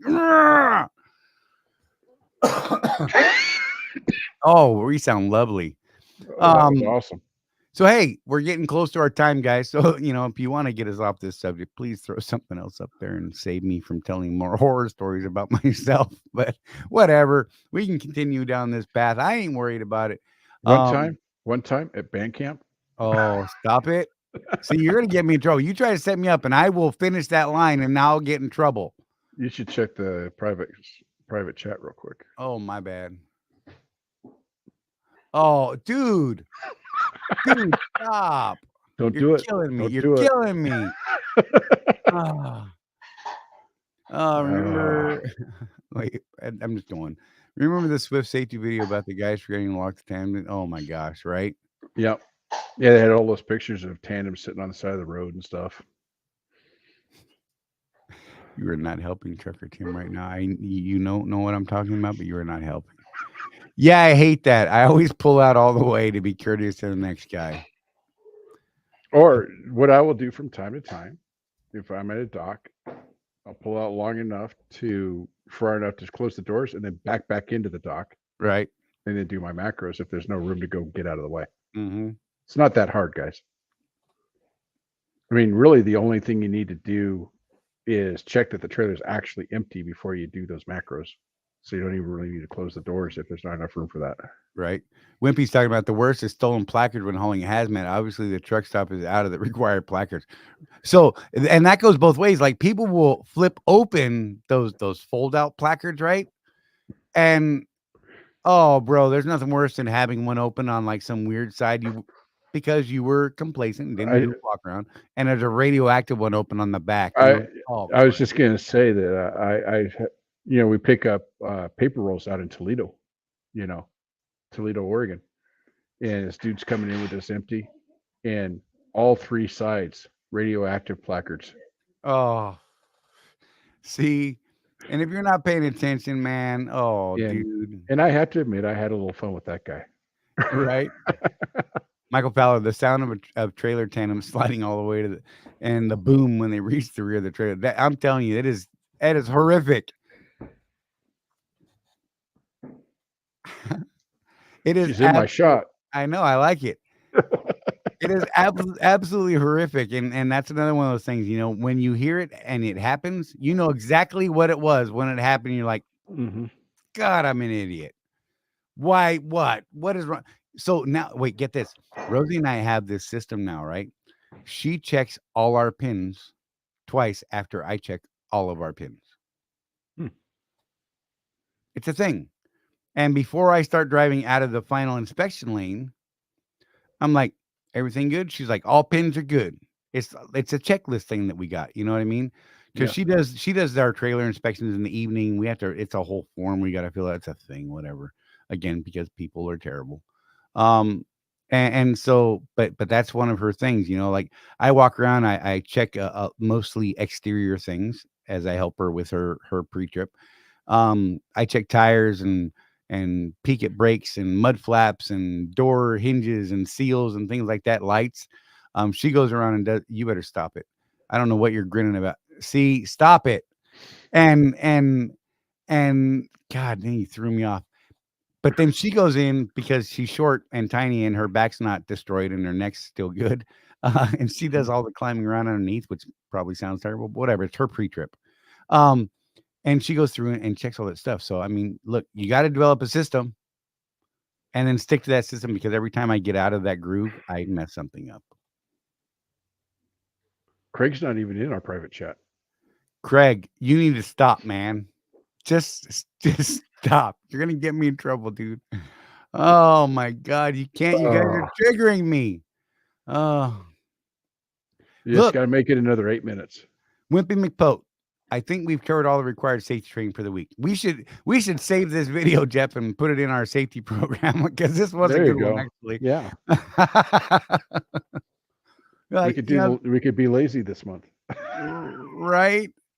Oh man, here's our I can be lazy. Charlie's the one that does our video editing, so it's great. Whatever. We actually need to produce one, but so Jeff, when are you heading out, man? I know you've been home for a couple of days. What do you got going on this week, buddy? Hopefully Thursday. Cool. How's the snow? I know you guys were getting a bunch of it for a minute there. It's all melting off now. We've had an avalanche off the roof and everything. Oh, nice. Here's the creepy thing. We only got like 2.5, 3 inches, but that was the first couple hours of the storm, and then it stopped snowing. So a few days ago, we were down in like the low 30s. Mm-hmm. And yesterday we were like 80, 85. Nice. I just don't even know how to process this weather. I've got one aloe plant out there that's got 10 flowers getting ready to bloom out of it. One aloe plant. This thing is a monster. It's one of my original mother plants. Like, I don't know, God, we've probably got 30 aloe plants out there that have all come from 2 aloes that we started years ago. These plants don't know what's going on, because this is not when they're supposed to bloom. So since the day you offered to give me one of your aloe plants, we've actually met in person about 4 or 5 times. I'm just going to put that out there. That would require me to put one in the truck and bring it to you. I think it's going to be a better plan. You come here, pick your plant. How's that? Donna, I'm going to put this on Jeff. He needs to get here and pick a plant for you, or several. You can take a dozen. We've got so many, it's ridiculous. I tried selling them for a while, and people go to Walmart and they buy these aloe plants for 10, 15, 20 bucks, right? Mm-hmm. I was like, I'll sell them to you for $5. It cost me that much for the pot and the soil. I could not give them. Tried giving them away. Every one of our Florida friends has aloe plants from us now. They're like, no more, bro. We got enough. Thank you. Yeah. They're like, whatever. Look, we're going to wrap this thing up here pretty quick, guys. We're going to throw this out there. If you got anything else you want to throw up, get it out there.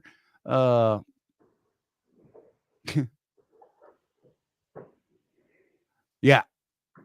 Craig said Donna's going to get a couple of great shorts from this live tonight. And that's the truth. There's some that are just going to need to be deleted, I'm sure. Yeah. Mike Henderson, safety video, just Charlie saying, don't be a dumbass for an hour.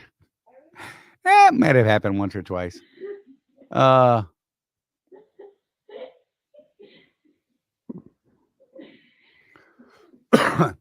don't know what's going on. I feel like you should turn the camera.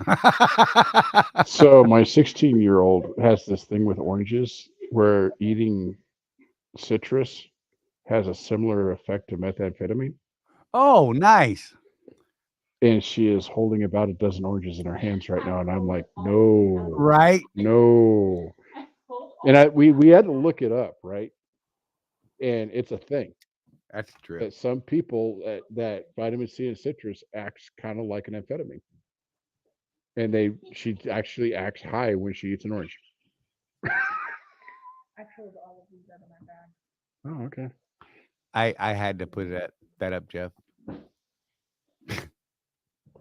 Craig is out to get us killed. Yeah, well, He's trying to get us killed. Whatever. You know what? On that note, Craig has now been banned. He will never be first again. Okay, not really. That's funny. Squirrels. Look at all the squirrels. Oh my god.